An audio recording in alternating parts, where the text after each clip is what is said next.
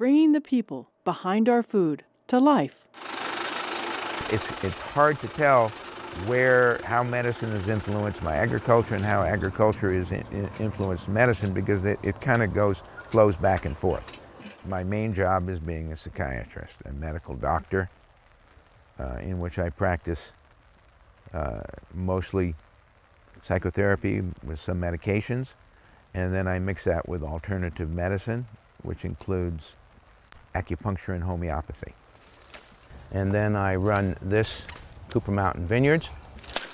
Grapes are a lot like human beings in that when they're real young, they don't show the same maturity that an older vine or older person might show. And so the grapes become much more elegant and sophisticated and balanced, as human beings usually do too, as they get older. Then, of course, at some point in life or in age of a vine, they start fading. My growth as a doctor and as a farmer and a winemaker kind of had gone back and forth and fed each other. As an example, I know in this very plot here in the early 1980s,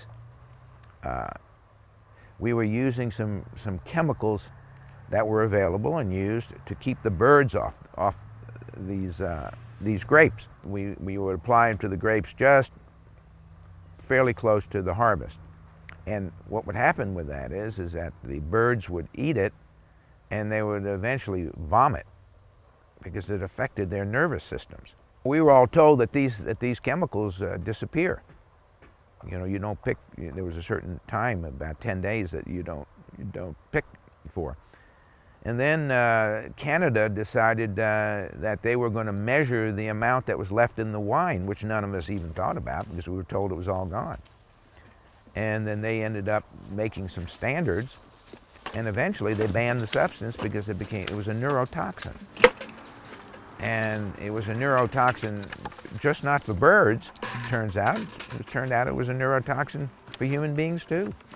That knowledge in my mind, that came from agriculture, learning about the birds and what it does, and then of course realizing that they would even banned it in Canada, and the United States hadn't even thought about banning it. Got me to thinking, of course, about, well, how does that affect our health all the time? And what are these tiny little substances amounts that we don't pay much attention to? These small amounts of chemicals that the big companies say, just trace amounts, what kind of effect can they have? And I think it was from there, then I started studying that as a doctor, realizing it doesn't take very much of anything to make major changes to the body system, immune system.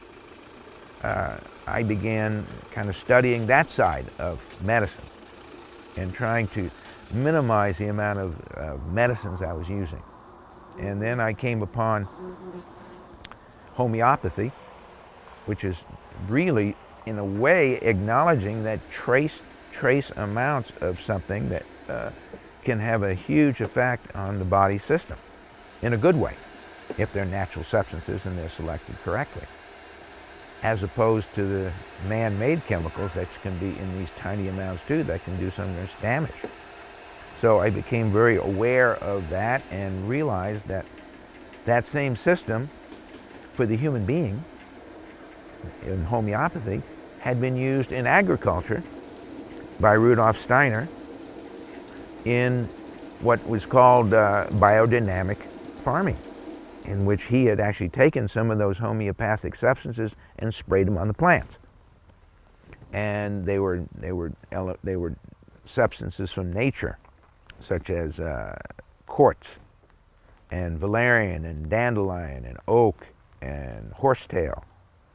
And he noticed that spraying them on the plants increased the balance and the strength of the plants and made them more resistant to disease. And so as that was going on, then again in my medical way of looking at things, it became more apparent to me to focus more on the prevention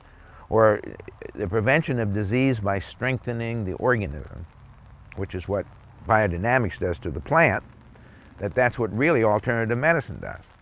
It makes the body stronger, it enhances the immune system, and then it naturally fights off diseases without the bullets that are used in traditional medicine and in agriculture, the chemicals or the drugs. And so back and forth, that's how my mind developed in terms of treating plants and people pretty much the same, trying to put them in balance, trying to not get away from the stress idea, but put the mild stress on the system so it builds up its own immune system, and that basically through organics and through biodynamics is how we've evolved here in the vineyard.